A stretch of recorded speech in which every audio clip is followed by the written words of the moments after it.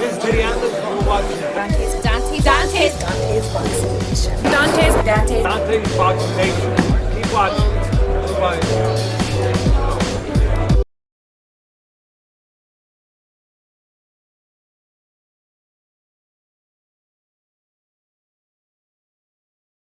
That is the former WBO junior welterweight champion, Chris ALGIERI. So let's go ahead and get started. Matter of fact, let's go and talk to my man right now. What's going on, Chris? How you been, man? Welcome to the show, man. I'm good. I'm good, Dante. Thanks for having me. It's always a pleasure. Great checking in, man. Absolutely, man. Let's just jump right into it, man. Let's go ahead and jump right into it. Now, Chris, you know, with you being a champion and everything, I know you got a real busy schedule right now. Before I ask, you know, some of your questions, some of my own questions I have for you, tell me what you've been up to lately.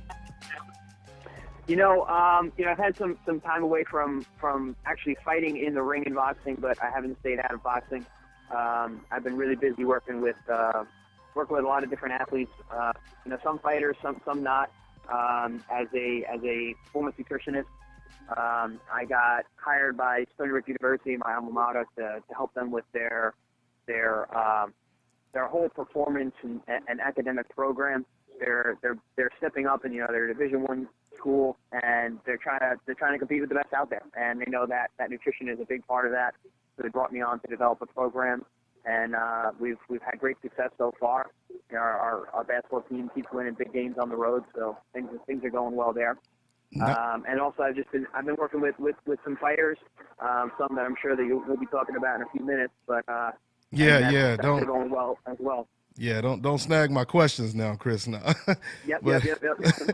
But anyway, speaking of you working as a nutritionist, now I heard through Virgil Hunter that you're also going to be working with Danny Jacobs as possibly his cook and nutritionist. Can you tell me about that?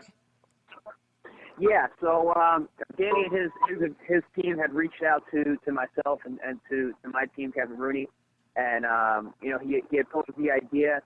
I have worked with athletes and fighters on their training camp nutrition for years. I've kind of kept it under the wraps and just helped certain guys here and there, guys that had special relationships with and whatnot. This was a little bit different. He wants me to actually be on site in his. Yeah, and from there to be with him in camp every day and make sure that he's doing everything that he needs to do to be the best that he possibly can be. I've known Danny for years. This is a great opportunity for him, and I'm happy to be involved, to help him, achieve his best. And Chris, I mean, if you can tell me how that whole conversation transpired, like who called you up and how did they reach out to you? So Danny's team had reached out and kind of was just kind of seeing if we'd be even interested in it. I of course was, and I was really happy that I heard that Danny had gotten the fight because I know he'd wanted it for a while. So they reached out and then they had to go back and forth and kind of figure out how things would work logistically, what I brought to the table, what I think I could help with, and we hit it off from there. And I was with Danny yesterday talking about what we're looking at for training camp and what it's going to look like day in and day out, and what he can expect from me and what I expect from him. And we're on the same page. I think this is going to be a fantastic camp. Absolutely, man. I mean, not too often do people hire former champions as their nutritionist, so that seems like a little bit of a edge for Danny Jacobs, at least when it comes to the nutritionist factor. So yeah, absolutely. Danny's been using a nutritionist for years now, but you nailed it right on the head. It's different when you have someone who is not only been an active member in the sport, but has been at the highest level.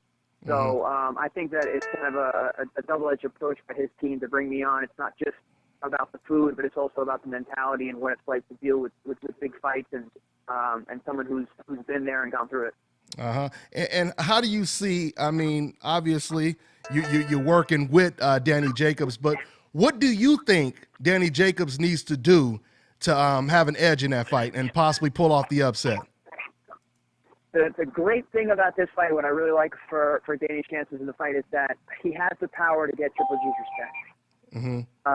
And then on top of that, he's got great athleticism, good boxing skills. He's got the height advantage, the reach advantage, arguably the speed advantage. So I think if Danny goes out there, sets the tone, shows him that he belongs there with the power that he brings, and then he goes and boxes smart, I think he can definitely pull off the upset. Okay, I hear that. I hear that. Now, what's next for you? I mean, what are you looking at? I'm hearing rumors that you may fight Andre Berto.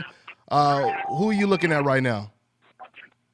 I'm actually not looking at anyone in particular right now. It was funny. The Berto thing came up. People were like, oh, I saw it on Instagram. I was like, oh, wow, I saw it on Instagram too. But I didn't hear anything about it in terms of, an actual fight offer. So I found out the same way everyone else did. They looked on their Instagram and saw posters of us put together. That was a fight that I really wanted about a year ago. Right now I'm kind of in a transition phase of my career, trying to get some momentum going, because I don't care who you are, momentum is a really important part of this sport. So I just want to get back out there and get busy. I've been out of the ring for a bunch of months now, and I don't like to be stale. This is Bobby, and you're watching Dante's Boxing Nation.